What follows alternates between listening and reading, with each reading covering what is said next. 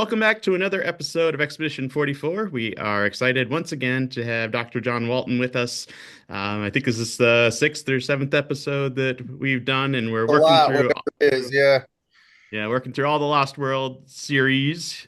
Today we are talking about Torah, the Lost World of Torah, law as covenant and wisdom in ancient context. So, welcome back to Expedition 44, Dr. Walton. We're glad to have you back on again. Always great to be on. Enjoy the conversation and all of the interaction. Yeah, we've really enjoyed working through all of these books. Like as you've said multiple times on throughout the program, that these have been really formative for us, and just really have enjoyed the way that you articulate some of these things that might seem very strange to us moderners, and the way that you just dissect those throughout your book series. So today we're getting into the Lost World of the Torah. So maybe before we just jump into some of this, what was kind of your purpose behind this book? Why did it make it into the Lost World series? Well, the impetus for most of the Lost World books is here's something that Christians have trouble figuring out what's going on. And certainly Old Testament law, what's called law, we'll discuss that, Mhm. is one of those categories. What is all this stuff? Why is it in my Bible? If I don't have to do it, why is it in my Bible? If Mhm. I do have to do it, then how come we're not? And that seems really weird. And so it was one of those topics that caused confusion for Bible readers and confusion that can be straightened out to a large extent, I believe, by looking at the ancient world. And that's what the Lost World does. It looks at the text in more detail, close reading, and it looks at the ancient world for what it has to contribute to our understanding. So this was actually a prime candidate and fits pretty well into the series. Mhm. Yeah, I agree. The whole book is really, really good. So these interviews are hard because we kind of pick and choose little pieces, and sometimes I think they're just things that interest Matt and I. Where the entire work. I mean, you can open just about to any page of this, and I think there's takeaways from every single page of the book and things that I would like people to read. But one of the things you do is right off the bat in Proposition Two, and Proposition Two for those just listening in is entitled "The Way We Interpret the Torah Today is Influenced by the Way We Think Law and Legislation Should Work." And again, like I want to read a quote that you have in there, and I feel like quoting the whole chapter here, but for starting grounds, like let's start with this one. It says, for the purposes of the book, it will be enough for us to differentiate between written documents that are descriptive and those that are prescriptive. Prescriptive documents expect obedience or conformity as a response. Descriptive documents expect comprehension as a response. We will use the term legislation to refer to the idea of legal formulations that are prescriptive and therefore create a system of law and obligation for those under that system. We will use terms such as legal sayings to refer instruction that is largely descriptive of ideas that are current in what are generally cultures where cases are judged based on traditional wisdom. In this usage, legislation and instruction are two distinct speech acts that in turn carry differing expected responses. So everybody into theology knows definitions are important, and I like how at the beginning of every book you set the groundwork. So help us out with this a little bit. Well, we use the word law, but the fact is that for us in our culture, as I talk about our cultural river, right, Mhm. Yep. we think about law within a certain framework. We think of Congress, we think of legislative documents, we think of all the books lined up on a lawyer's bookshelf, we think of the way that courtrooms operate. So for us, law is a word that's filled with implications and assumptions. And that can create a problem if the ancient world didn't share all of those assumptions. And of course, one of the points that we want to make in the book is that they certainly did not. Um, Right. Mhm. so, that being the case, it becomes problematic to the extreme to use a word like law because then you are implying to the American reader something which is not implied in the text at all. And that's what we're getting at in that paragraph where we differentiate between descriptive and prescriptive. In our culture, legislation is prescriptive, and things are encoded into law, brought into law by Congress, enforced by the courts or by the police or whatever it might be, and that's a prescriptive document. And we contend that there's nothing at all like that in the ancient world. So, with law being equated to legislation, with all of the trappings that we have in our culture, there is no equivalent in the ancient world. And therefore, to translate the word law in our English translations is automatically going to lead to confusion. Yep. So we turn it toward the idea, instead of legislation that's prescriptive, we talk about it as wisdom that's descriptive. So you think about things that are similar today. We talk about the rules for safety. Look both ways before you cross the road. Things like that. Nobody's going to sit and arrest you if you don't. Those aren't laws. That's wisdom. And if you fail to heed it, you're taking risks. And the risk is the consequence. So again, it's not judgment, it's consequences. But anyway, those are all the things that surround that conversation. And Yeah. you have a whole section on Proposition 2 on technical terminology, and you use a great analogy of Hammurabi. You want to just mention that for a second? Well, in terms of the list vision, is that what you're I talking mean, about? like when people discovered it, they discovered the Oh, yeah. Code of Hammurabi and brought all kinds of 20th century, assumptions into it, that they were going to learn all this kind of stuff about codified legislation, Right. Babylon, etc., and that wasn't really the case. Right. So the minute they labeled it the Code of Hammurabi, they they suggested that it was something formal, legislative in nature. Again, much like what we think about law, Yes. Yep. and that caused a problem for decades Yeah. because Yeah. because And that's it still simply is. It's still. I yeah. just read a review. I was in Israel and Egypt a few weeks ago trying to translate Egyptian stelas, and I this exact conversation came up from one of the curators in the museum, and I just Mhm. looked at him and thought, you should know better than this. Like I Yeah. felt like I was just getting back to a very elementary theological conversation where, like, again, like I felt like the guy should have had a much better understanding in the place where he was. But it's important to write books like this, because what we find is even people in theology don't have a very good framework for it sometimes. Yep. So again, the categories, identifying them properly is all part of the process that needs to be done. So it's not a code. That is, it's not codified law. Yeah. It's not even, in my view and many people's view, it's not even a collection of verdicts. That is, that actually took place. Some of them might have been actual verdicts, but that's not necessary. This is a theoretical document. And I think that once we recognize it for what it is, a theoretical document that operates in the in the legal realm, but it's wisdom for legal assessments. And that's a lot different thing than legislation. Yeah, it is.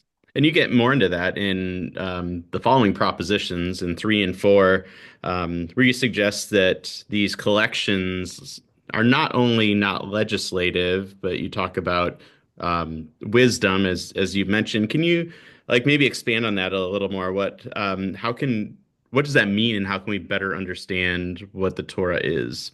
Mhm. Well, of course, we all want to act wisely. I suppose that might be a generous assessment, but I think so. Yeah. We Let's all hope want, so. Let's hope yeah. so. Um, we all want to act wisely from our perspectives, at least. And Hmm. so gaining wisdom is something that's important, but we also all recognize that you can never top out wisdom. You might say, I can keep all the law. That is, I don't do anything illegal. You cannot say, I can keep all wisdom, because Yeah. there's always more wisdom. There's always, Yeah. more to do. And so, in that sense, that makes a difference in how we think about our response to this material. We Hmm. look at Proverbs and we don't say, I am able to keep everything in Proverbs. Yeah. You wouldn't even think about the book that way, let alone make that claim. Hmm. Because the nature of wisdom is kind of an ever expanding, open ended thing, which is really not the case with codified law, which is limited, restricted, focused, Hmm. definite. And Yeah. so once we start to recognize that we're dealing here with wisdom, not with legislation, that can affect our whole approach to what is it that we're looking for here. We're not looking for the things that are law to us. It wasn't even Hmm. law to them, Yeah. but to understand the wisdom that's behind it. So Yeah. that's kind of the concept that I'm trying to follow there. I think also, I can't remember if it was you or maybe it was Dr. Peter Enns who talks about the difference between heeding something and obeying something. Right. I talk about that. That's He right. might That's also, you. I don't know, but I I do. think he does also in one of his books, and I was like, I was trying to remember, was that you or was that him? Because you Yeah. guys say a lot of the similar things when Mhm. it comes to this topic. Yeah. So, a good place to start, at least for me, or what I think a lot of people find is interesting, is that when we use the word law and we go back to Hebrew, there really, some are going to argue with this, but there really isn't a word for law. Like, whenever you would see that, it seems like you use Torah in there, like Genesis 26:5, my statutes and my laws. But it's interesting that it's statutes and laws. And then Exodus 12:49, the same law shall apply on your forehead, that the law of the Lord, not that they will ask in my instruction. Root word yara, weird things to throw, to shoot, to direct. What do we do with the terminology? Well, like all terms, we have to explore them in Hebrew, not just in English. Hmm. The whole array of terms show up in English, like precepts, commands, statutes, decrees, laws, commandments, all of those labels, which are just English choices. And each of those has their English focus that are built sometimes into our English system. And we have to be careful about doing that. So, with each of those terms, we need to explore them as Hebrew terms according to Hebrew usage. It's one of the things that I repeat often in the Lost World books. We talk about reading the Bible literally. You can't read English Bible literally, because if you want to get to what the author meant, he meant what his words meant. And his words were not English, they were Hebrew. And Hmm. therefore, we have to study the Hebrew words and figure out their nuances, what nuances they have or don't have, and how they function in their society. That's not always an easy task to do. Again, sometimes you don't have enough information. Sometimes the categories are so uh, unfamiliar to us that we can't figure out how to categorize them. So, all of that's the challenge. You've caused my son some strife, I want you to know. He's read 3 or 4 of your Lost World books, and he is a freshman at Wisconsin Lutheran College. And he stacked up all these theology classes, Lutheran theology classes, to try to get him out of the way. And one of his favorite lines is, you can't read this quote unquote literally. He says it just like that. You can't read the Bible quote unquote like that literally. And he has just been in a war with these theology teachers over this. And it seems ridiculous. I mean, in our home, like, we just grew up like knowing this from the start, but like I said before, you get people that seem to be very wise and have lots of biblical instruction that think differently about it. Mhm. Hmm. But again, that's why we have to think through them and why it takes sometimes several propositions of logical development to try to Yeah. say, here's the way we need to think, and here's why we need to think that way, and here's the problems if we don't think that way. And Hmm. that takes some careful building. Yeah. Yeah. One of the things you get into in the book is how the Torah resembles an ancient suzerain treaty. Can you maybe explain that a little bit within the context of the ancient world?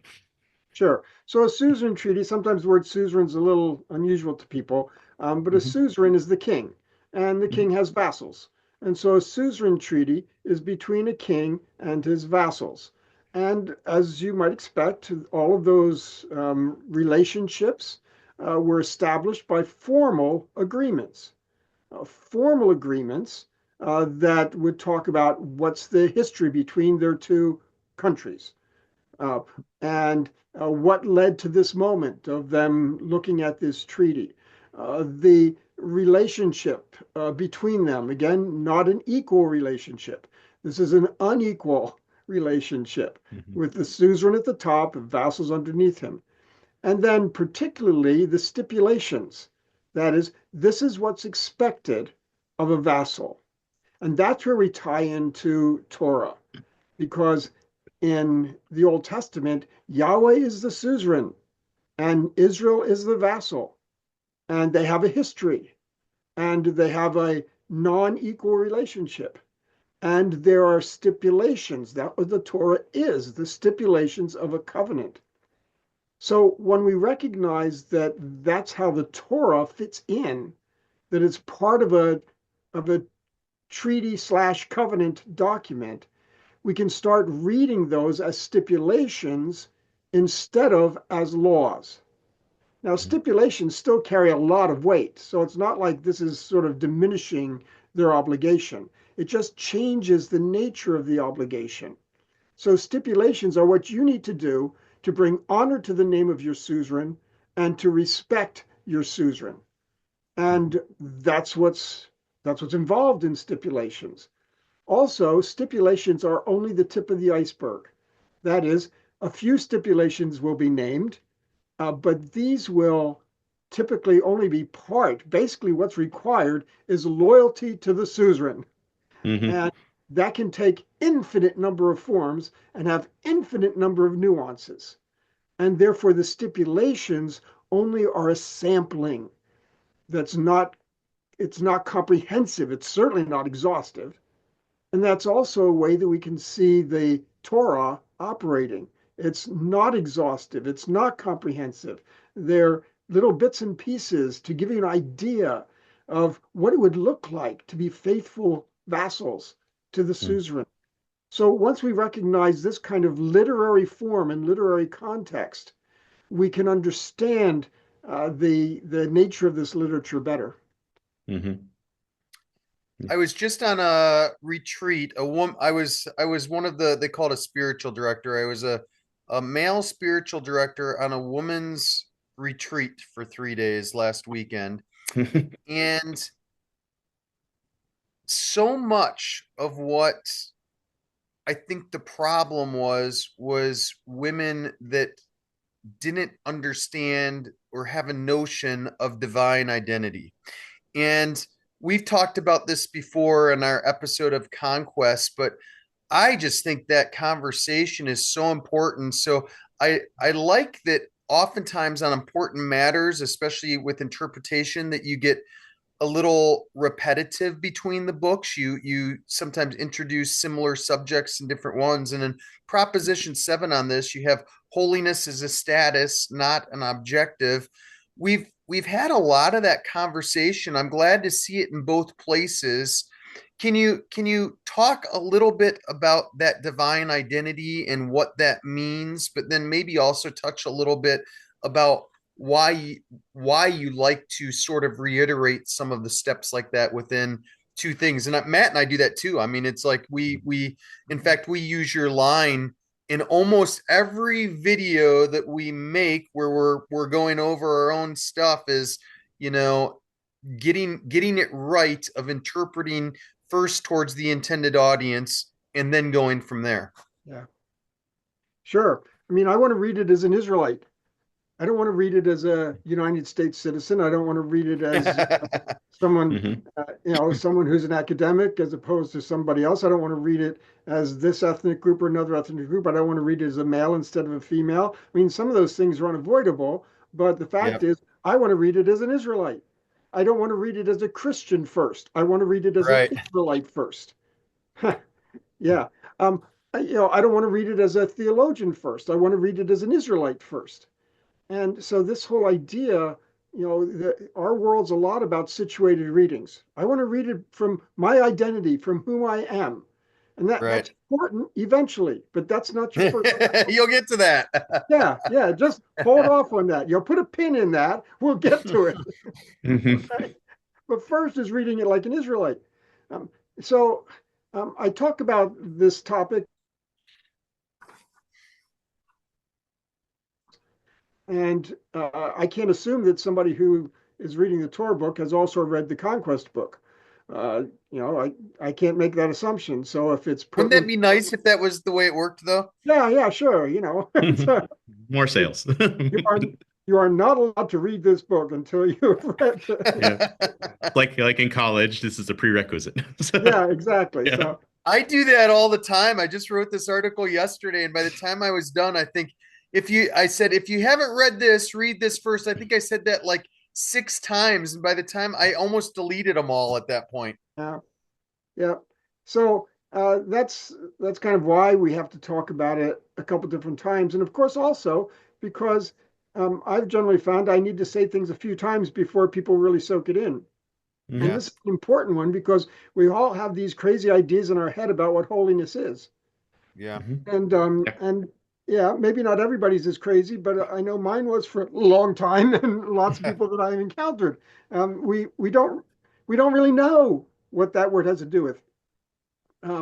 My son John, my co-author, said to me numerous times. He says, "People think that holiness equals morality. We have to show them that that's not the case." Right. Mhm.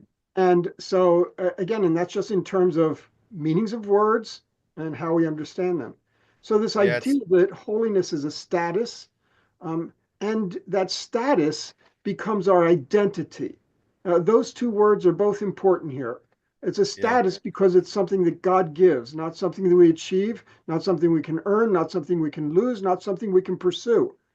It's a status that God gives. You're holy because I said you are. And that's basically Mhm. what Leviticus 19 is. It's a status he's given us, but that status gives us identity. And the key thing about identity is that he has identified with us and we are identified with him. So we find our identity in him, right? It's kind of like Paul saying, "You are in Christ." That's what you are. We find Yep. our identity in him, but intriguingly, he finds his identity in us. I don't know if we've talked about this on previous podcasts about the nature of polytheism. Have we talked about that? No. Um, that You polytheism haven't. is, I'm interested in that, and I always think when I hear you say these things like on the tip of my tongue, and I don't, you probably don't want to go here today, but I'm like always interested in like, the depravity conversation or original sin. Like it's Matt and I don't get too far into those. I don't know if I'll call it a ditch for myself. You don't have to call it that, but it's interesting how all of these things are going to influence your theology in so many different places. right. Well, of course, when we do um, our podcast on new explorations in the Lost World of Genesis in a couple of weeks, we'll get into that topic then. Yeah. So, Okay. but at this point, people hear about polytheism and they think that it's an issue of numbers. Mhm. And it's not really.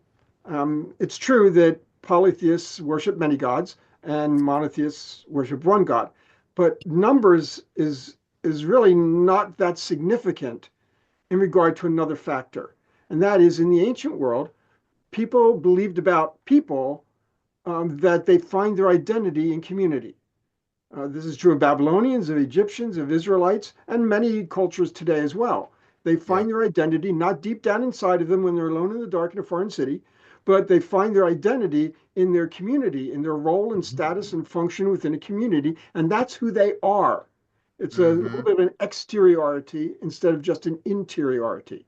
So people thought like that in the ancient world, Israel included, and that means that when they thought about the divine world, they thought in the same terms. That is, that a God finds his or her identity in the community of the gods. That's what polytheism is all about. Yeah. The gods interact with one another. That's what mythology is Right. talking Hmm. Right. about. The gods rule the cosmos together. That's the divine council. The gods have strata and hierarchies. That's the pantheon and how that is all set up. It's gods in community, and each god has identity based on the relationship to the community. Now, Hmm. that's how everybody thought, default thinking in the ancient world. They couldn't even think differently. Imagine the problem for Israelites then when Yahweh says to them, there aren't any others. There's no other gods before me. Okay. And of course, that's what Commandment 1 is talking about. By the way, we can Yep. remind listeners that there's a whole appendix in the Lost World of Torah that goes through the 10 Commandments one by one. Hmm. Yeah. So, no other God before me means I'm not operating within a community of the gods, which is just a stunning thing because at that point, Israelites would say, then how do we know who you are? How do we have any sense of your identity if you have Yep. no community that you're fitting into? Somebody alone has no identity in Yeah. that kind of And organization. isn't that Moses' question when he asks him who he is? Yeah. And he says, And I am who I am. Yeah. which that doesn't help me. Yep. Yep. Yep. Pretty much. But then what does help him is that when he finds out, when the Israelites find out that even though he is without a divine community, he is not without community. He Hmm. has adopted Israel as his Yeah. community. You are my community, and I find my identity in you, and you find your identity in me. That's a We have totally a different way we of have thinking. a church Yeah. that we're kind of both involved with, and we refer to it as the Tove community, and we don't really call it church. Again, getting back to these definitions, it probably fits like early church description of church, but not like a modern version of church. So we call it the Tove community, and people get confused by that all the time, but the roots go back to exactly what we're talking about right now. Right. So, we as the body of Christ find our identity in Christ. We are in Christ. That's our Mhm. identity. And so to go back to Torah, the whole idea is of the covenant.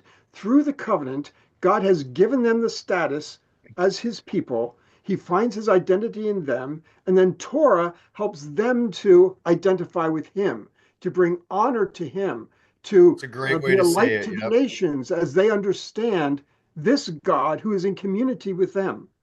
And so that's the whole idea of holiness, that they are supposed to reflect the divine identity that they have been given. They have been given that identity, and they're supposed to reflect that by the honor they bring to his name. Mhm. That's beautiful. Yeah. Thanks for That explaining that. preaches, by the way, that preaches. It does. It It does. does. Yeah. That's about Uh, as close as I've ever heard you get to it, by the way. We're gonna yeah. have to have you on for a sermon one of these days. Yeah. I actually the other day I listened to one of the sermons you did. With it was listed on John Mark Comer's podcast. Um, Emmanuel and I theology, Yes, that one. Yeah, that one was good. I've I done it a also thought hundred it was times. really I also thought it was really cool how I didn't know this till then that you teach sixth grade Sunday school. I I have in the past. I'm not doing it right Oh yeah, now, but yeah, I know, but 15 I years of thought that was doing it. great. Yep. Yeah, I Yep. think that's pretty awesome. Um, so as we keep going here through the Lost World Torah, the Torah has a lot of rituals in it, um, and there is a lot to say about ancient Near Eastern rituals and appeasement or meeting the needs of the gods. First, could you maybe kind of explain how ancient Near Eastern ritual worked and maybe how Torah was similar or different from the Sure. cultural concept of that? So in the ancient world, and again, this is across Babylonians, Egyptians, they Hmm. believed that the gods had created people because the gods had needs. They needed food, they needed housing, they needed clothing, and they just got sick and tired of providing it for themselves. We can understand that. Hmm. And so people were created to meet the needs of the gods. Now, in that sense, then, when people do their job, meeting the needs of the gods, then order is maintained in the world. And when the gods do their job, that is providing for people, protecting people, then order is maintained in the world. So this is a mutually dependent relationship that is codependent, that is transactional in nature. The people do for the gods, and the gods do for the people. And so, in that sense, the rituals are doing what God's created them to meet the needs of the gods. So, in that religious kind of system, there's no doctrine, there's no theology per se. There's simply ritual and meeting the needs of the gods, hymns that praise the gods, prayers that call on the gods. But all of it is try to keep the gods happy. Because when the gods are happy, there is order. And the gods need to provide for people rain, for instance, because then if they don't get rain, they can't grow food. And if they can't grow food, they can't feed the gods. And so it's all of this kind of symbiotic system where they're related to one another. So rituals play a very important part. They are doing what people were created to do. They are maintaining order in the world. They are trying to gain and keep the favor of the gods so that the gods in turn will bring blessing on them. Now, what's really fascinating is that, of course, Torah includes rituals for Israel, and Torah, along with the rituals, are also instruments of order. That is, the covenant is God's instrument for bringing order. The Torah is the way that order can be maintained. The rituals are the way that order can be maintained. And in that way, they're thinking very much like the people of the ancient world. But the big difference is Yahweh has no needs. Wow, so what makes the system work? Yeah, right. That whole ritual, that whole system was driven by the premise that the God had needs. Then what makes it work? Well, it's the needs system, which I call the Great Symbiosis. The Great Symbiosis was a needs-based system that is a symbiotic relationship. In Yahweh's vision for Israel, in the covenant, it's still relationship, but it's not symbiotic. Yeah. There's no mutual need.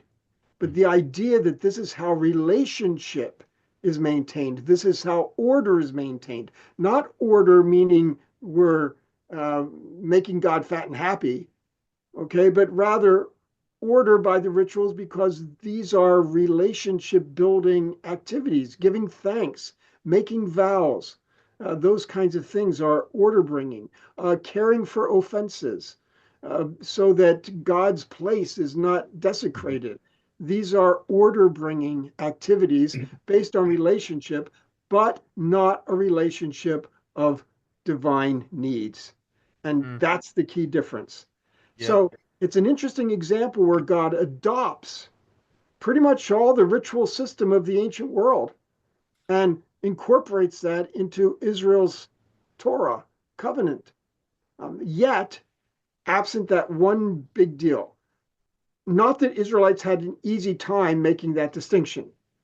We find even reading into the prophets, Isaiah, Jeremiah, still struggling with the same issue, as if God had needs.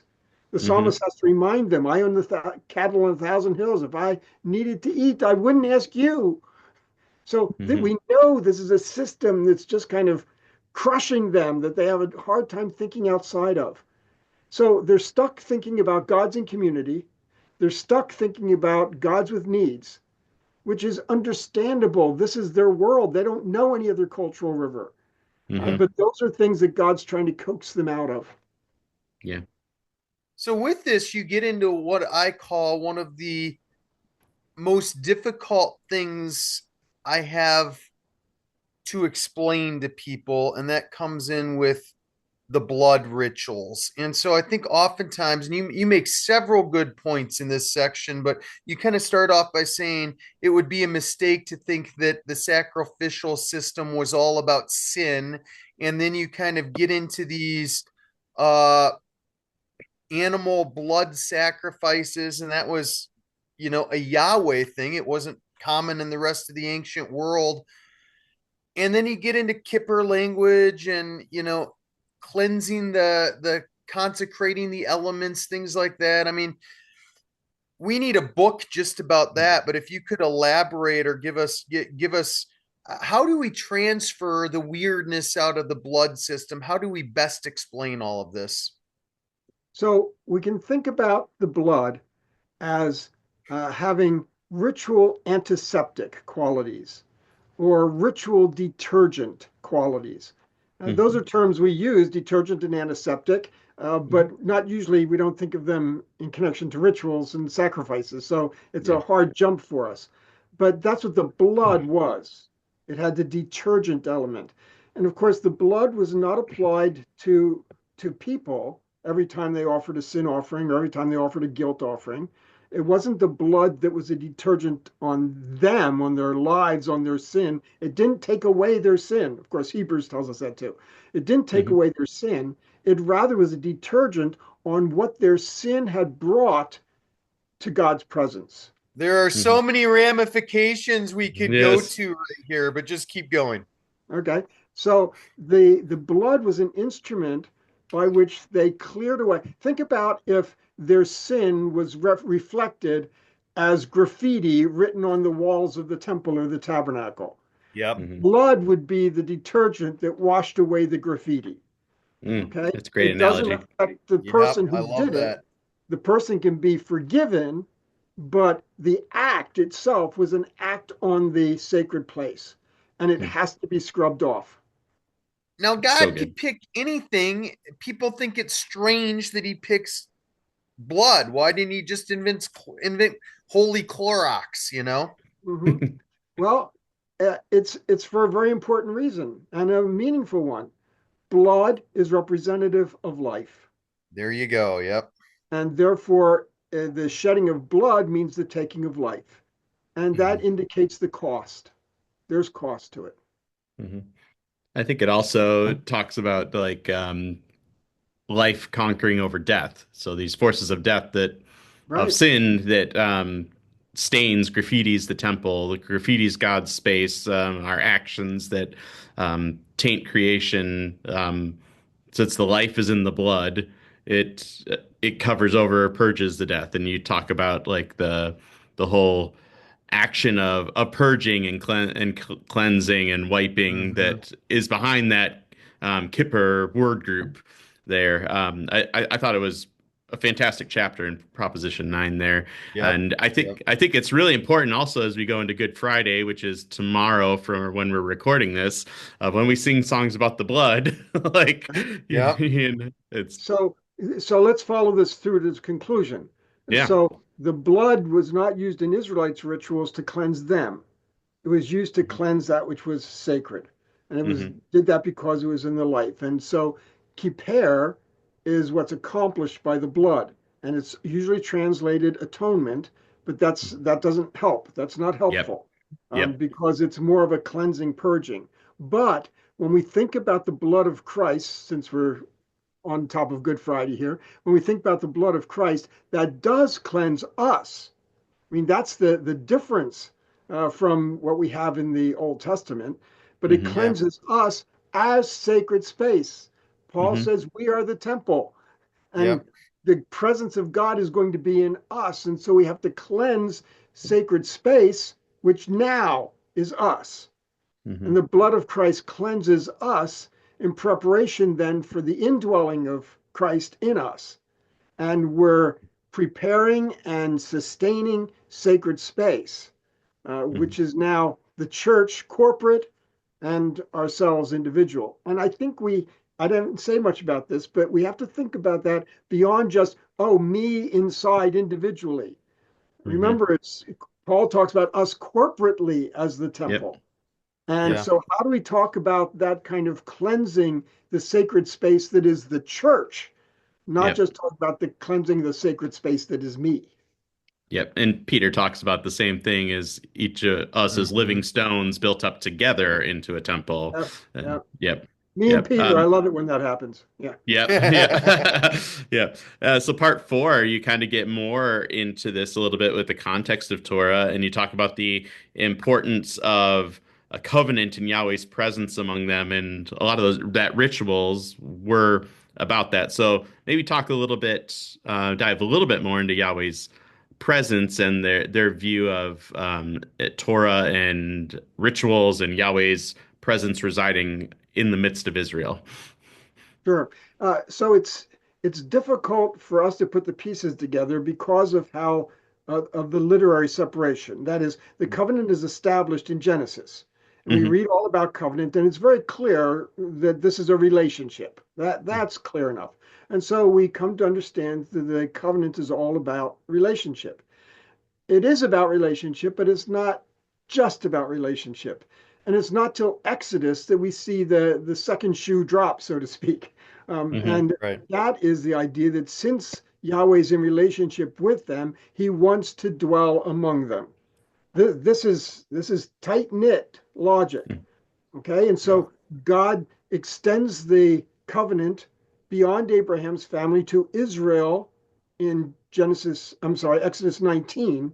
But then immediately they move to Torah, in which God says, and this is how you can reflect your honor to my name, bringing order in your community. But also, then, of course, 1/3 of the book of Exodus. And here's how you can prepare a place for me.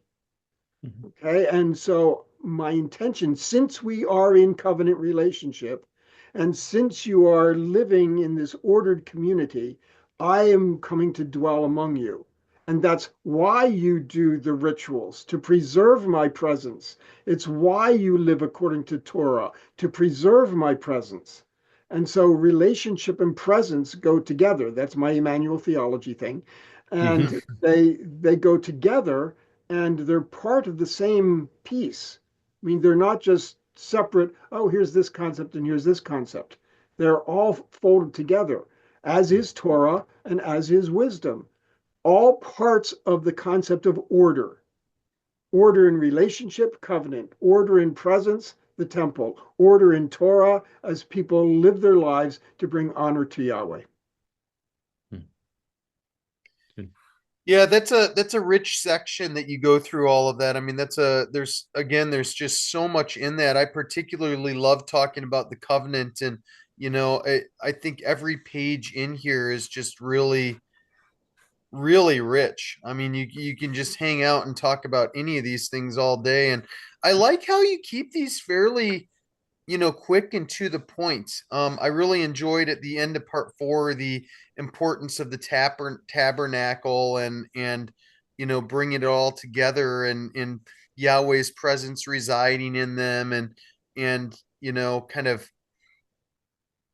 what that means to us. And then in part five, you even, kind of shape that more into it. And I think people are always asking, like, we started out by asking the question that you always ask is how would the original audience would have received that? And once you know that, then how can what liberties do you have to apply it to the New Testament and then to yourself? What do you think? Speak to that. Well, the New Testament, as it often does, is redeploying the Old Testament. That's the term I like to use. It's redeploying it. Um, that means it's not trying to interpret it text in context.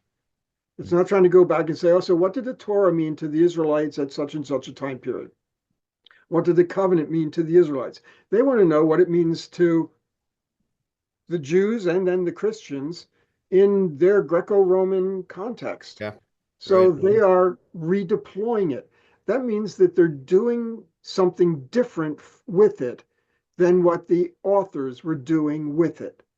And that's okay. We trust the authority connected to them, just like we trust the authority connected to prophets or whoever in the Old Testament. So, but we shouldn't think that they're doing the same thing. So when the New Testament talks about law, now using nomos, which has a different range and a different cultural setting than Torah does in the Hmm. Old Testament, but they're trying to bring the concept of Torah into the world of nomos. Hmm. And so we have to observe how they do that, what they're doing with it, and not try to make it be the same thing as Torah in the Old Testament. And so that's the job that we've got before us. We want to read the word Torah literally. That is how the Israelites would have understood it. We also want to read the word nomos literally. That is what it means in Greco-Roman culture and the way that the New Testament authors are using it. Even though we believe that there is unity to the biblical text and to the testaments, we also understand that there's development, there's redeployment, there's elaboration. There are all kinds of things that the New Testament authors are doing, and that's perfectly fine. Yeah. They don't have to be doing the same thing to be doing important things that have authority. And so, in that sense, when we read the New Testament, we have to read it in that context. Paul's very interested in the concepts of law and gospel. Well, that's because Yeah. people in his time period are getting those things confused. And so Right. he's trying to sort them out. People in Hellenism, Israel Stoic weren't, philosophy, all kinds of stuff going on there. yeah, people in Israel weren't getting them confused back in the Old Testament period. Yep. They didn't know anything about gospel. So Right. Paul's about to try to unfold all of that. And so that's the kind of thing that we're trying to get to. We want to see how the New Testament picks up the Old Testament passages and develops them into the kinds of conversations that they are having in their day that have important theological ramifications, which is theology of their day, not of the ancient Israelites. Yeah. Mhm. Yeah. So a lot of people try to even like divide up the Torah when we think of it like into like three different, I guess, types of quote unquote laws. Like you got Right. your ritual stuff that we talked about, your civil and maybe moral categories. In the book, you push back a little bit against this division, this threefold division. What are your thoughts on it? Well, I push back somewhat gently against it in the book, but I would argue much strongly, more strongly. That is, first of all, it's assuming that they're laws. Okay, Hmm. Yeah. all right, we've got a problem. They're Yep. assuming that it's laws. They're assuming that there actually is a moral aspect to that law. Well, it may overlap with what we call morality, but Israel has no word for morality. And that's probably not even a category that they would have, though certainly some of the Torah speaks to what we call moral issues. But the Yeah. minute we try to take something we have and place that as a label category on somebody else's stuff, the risk of misunderstanding is high. Yeah. And so basically, the people who divided into those three categories were trying to answer the question, what parts of the law do we have to do? Prescriptive, Mm-hmm. right? They're trying to answer that question. So they rule out ritual because, oh, Jesus came and he took care of all that. That's okay. And they rule out civil because, oh, we're not ancient Israel. Well, really? No kidding. And then, so then they try to be left with this moral core that they can still say, yes, we have to do these things because they're trying to build a morality. And of course, the point we make is the text is not in any sense trying to build a morality. Yeah. That's not a category that they would have had. That's not a way that they would have sorted things out. And these are not laws where we have to figure out what it tells us we have to do. And so we try to undo all of that. So it's basically trying to apply modern categories to ancient literature, and we choose categories that were not their categories. They see all of these legal principles as interrelated. They Hmm. wouldn't think that one was any of less significance than another. And we try to separate them out because we're all worried about what do we have to do. Yep. And that means we're still trying to think of some of it as prescriptive. Hmm. Yeah, and you bring out the that it's descriptive to Israel in the context of the covenant for the sake of order, the Suzerain Treaty, like all of these things all connect to one another. And so yeah, so thanks for that. I totally agree with you. It annoys me a lot when people try to divide these up into that, and it kind of even brings up the question of thinking that for us or all of humanity is the Torah prescribed to us. Yeah. Like Well, even of that course, question. for You got some to get people, asked all the time about like the sexual ethics. I mean, you have a sure. real short section on that, but I mean, I would think people are really curious as to what that is. I mean, it's hard to find, everybody's looking for like what did the Old Testament say that's relevant to us today and what do you do with that? Well, basically, I have to say its relevance is not as direct as you might think. Yeah. Um, and that's even with something like the Ten Commandments. We are ingrained with thinking the idea that, well, we have to preserve the Ten Commandments as the Ten Commandments, not the 10 suggestions, not the, pick and choose among these. But we have to preserve that, even though, of course, they don't observe the Sabbath. But we have to preserve that because that's the moral core of God's Yeah. people. Yeah. And so, for us in this book to stand up and say, well, no, that's also descriptive. Oh, no. Well, then, Right. does that mean we can murder? No, of course not. Use your brain. Yeah. Yeah, it's funny. Yeah. Yep. So Old Testament and salvation. Were there concepts of salvation? How did they think about that? When did we get all salvific on everybody? Yeah. So the Israelites never ever had any sense that they could be saved from their sin. That's not what the sacrificial system was for. And so they didn't think of the sacrificial system as saving them from their sins, and it could not do so, and it wasn't supposed to do so. They understood being delivered from slavery. Yeah, fine. But that's not really like salvation from sins at all. They Right. understood being delivered from exile, restored. But that's really not like salvation from sins at all. They understood their sins could be forgiven, but that's relational forgiveness. That is, once they have done kippur, right, and purged Mhm. the effects, cleaned off the graffiti, then they can be forgiven relationally. That's not like forensic forgiveness, where all your sins for all time are taken care of in a salvation, atonement, justification process. Hmm. So they didn't think about salvation at all. Salvation comes from the Lord. What did they mean by that? Well, they meant that he delivers his people from their enemies and from sickness, not from sin. So they had no theology about salvation and no expectation that they could be saved from their sins, no idea of an instrument that would do so, and no hope of heaven as the result of Yeah. that process. They Or did not eternity or know. eternal punishment or what that was going to look like. Right. For No them, afterlife, annihilation or universal reconciliation right. conversations in that camp, I guess. Nope. Because for them, afterlife was the same for everybody. No reward or punishment. Everybody's on the elevator down to Sheol, and that's all there is. And that's why we have so many verses that suggest that. Psalm 27, I would despair unless I knew that I would see God's grace in the land of the living. It's got to Mhm. happen Mhm. here. That's why the Mhm. retribution principle was so important. The righteous prosper, the wicked suffer. They believed it has to happen here because there's no place else for it to happen. And so all of God's justice was dependent on it happening here. So they have no sense of reward or judgment in the afterlife. They have no concept of being saved from sins. It wasn't that they said, "Oh, I'd love to be saved from my sins. I wish we could. I wonder how it will happen. Maybe God will send Messiah." No, they never even thought about it.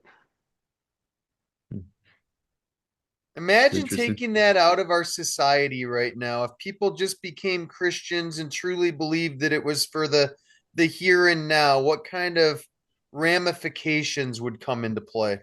Well, I always like to think, there's that song back in the 80s, maybe 70s, Andre Mhm. Crouch. If heaven never were promised to me, neither a land where I'd live eternally, it's been worth just having the Lord in my life. Living in a Mm. world of darkness, he came and gave me the light. If Yeah. there were never any streets of gold, never any place where he never growed, it's been worth just having the Yeah. Lord in my life. I won't Mm. sing it for you, but that'll be like, Yeah.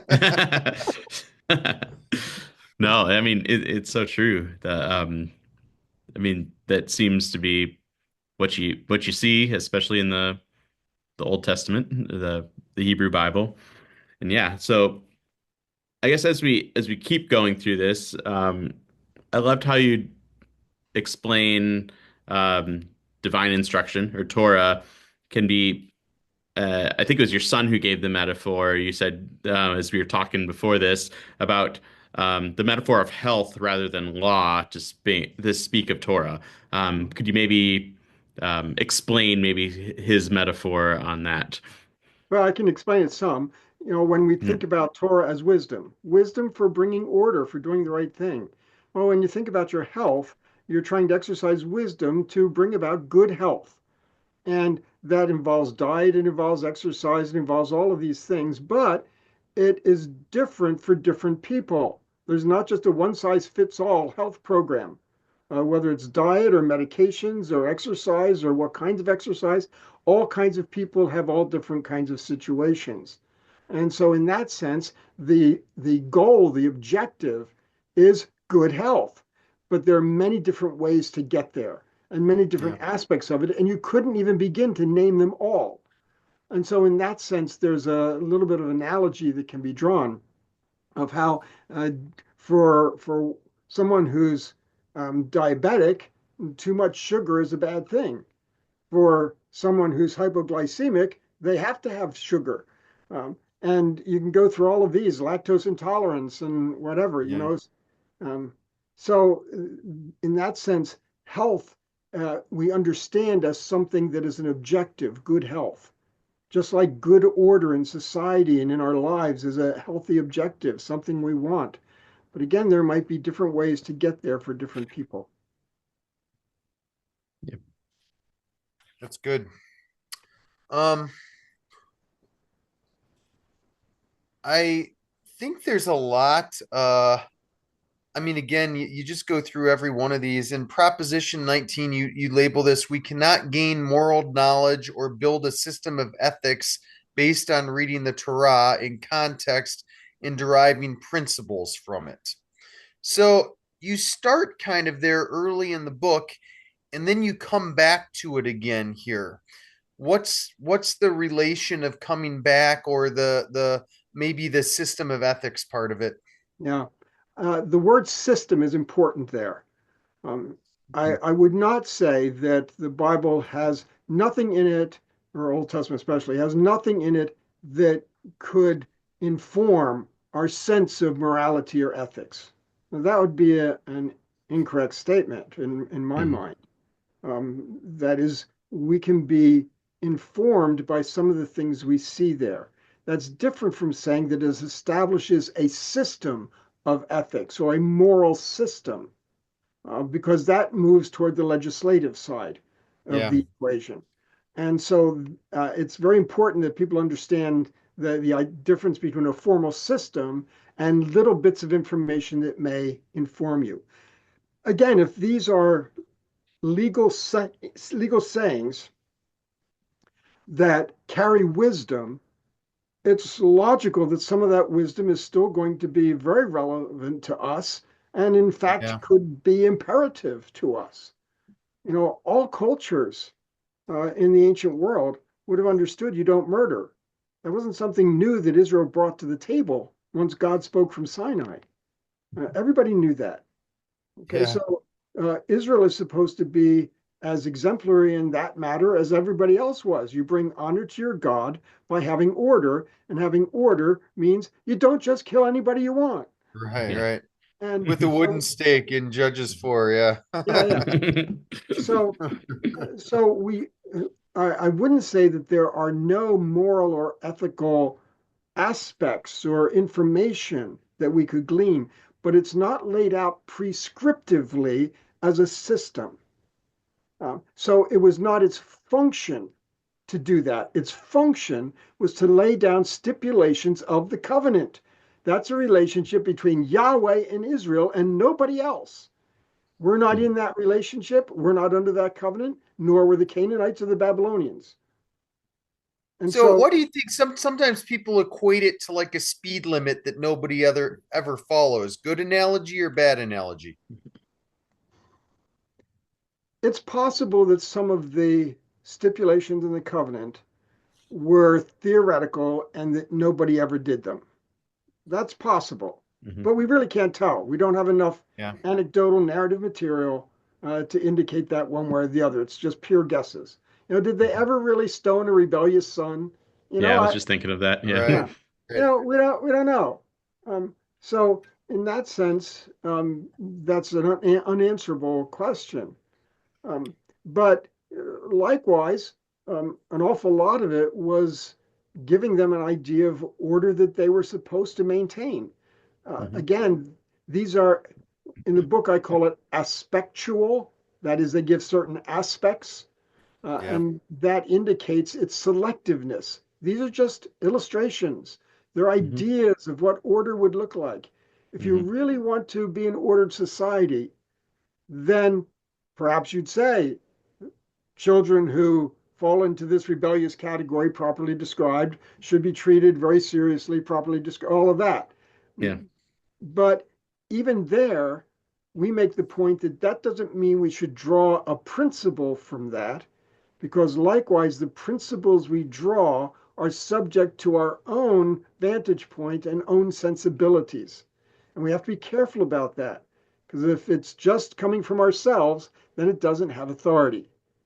We want to Yeah. know what does have authority.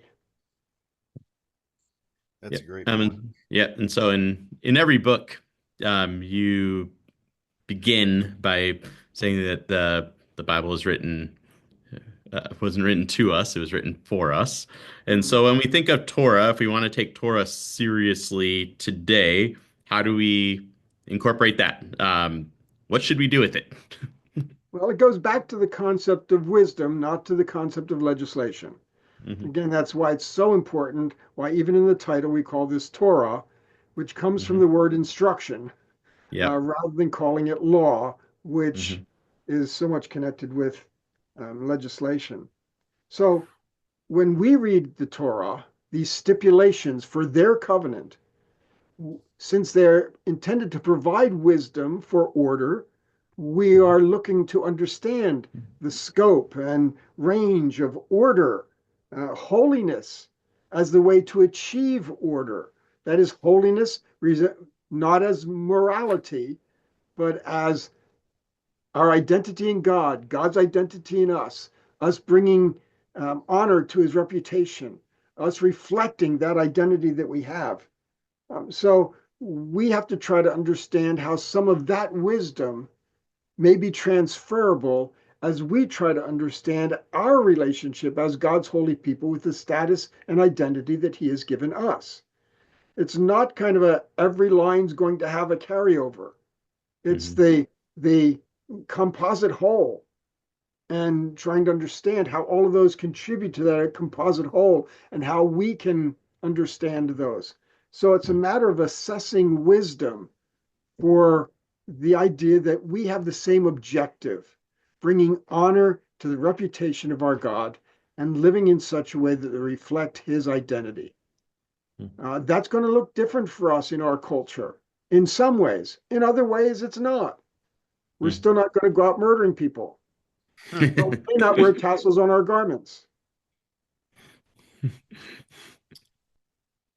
With being Holy Week, I went through a Seder dinner with I lead a kind of single guys Bible study, and we did this really I don't get me going on Seder dinners, but this is the first one I've done in a long time because I just struggle with them. But of course, you get to the end of the conversation, and everybody says, well, a lot of these things that you talked about sound like we would be in better shape today if we just practice this way rather than and of course, they're compromising, I think, kind of like carnal version of evangelical Christianity at the forefront. Do you get conversations like that? How do you answer that? Sure, the idea of, well, Francis Schaeffer said it. How then should we live? Yeah, Hmm. yeah. And was it Colson and Piercy? How now shall we live? Those kinds of questions.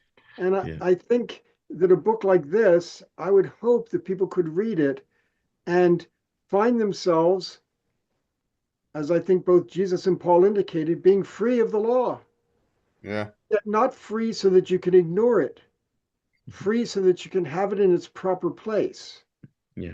free Hmm. so that you can understand it for what it is, free so that you have given up maybe an an uninformed understanding of it in order to re-embrace an informed understanding of it. And so this is not a throw the bums out kind of thing. It's a make sure we're reading well. And that's always my hope in these Lost World books, to help people read well so that the Bible can be everything to them that it's supposed to be. Mhm.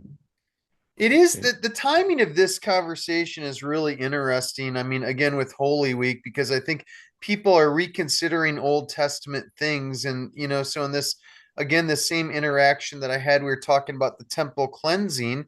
And, I sort of mentioned it wasn't the first time the temple had been cleansed. I mean, after Antiochus Epiphanes came, like, you kind of had this disgruntled cleaning of the temple. And now Jesus comes in. Is that a foreshadow? Is he echoing it all? And if so, what is he going after? Is it the religious law of the day? And if so, what doesn't he like? What is he cleansing? And boy, so much of this book talks about the cleansiness of the whole of the Old Testament. I mean, I'm surprising you with this minute of question, but what are your thoughts on that? Do you think there's any Well, connection between them? the cleansing of the temple in the second century BCE, um, after Antiochus' fourth Epiphanes by the Maccabees, was a ritual cleansing. And so there were rituals in order to do that. And but of course, for Jesus, he's not performing rituals to cleanse the temple. He's Mhm. overturning the money changers. Yeah. And it's interesting to observe there that, um, first of all, uh, what they were doing was necessary. They People couldn't travel with their doves to sacrifice, so to buy them there made all the sense in the world. The people were required to give a certain kind of money, and they didn't have that money, so they had to have money changers. So to some extent, these were necessary activities for the regular um, temple rituals to take place.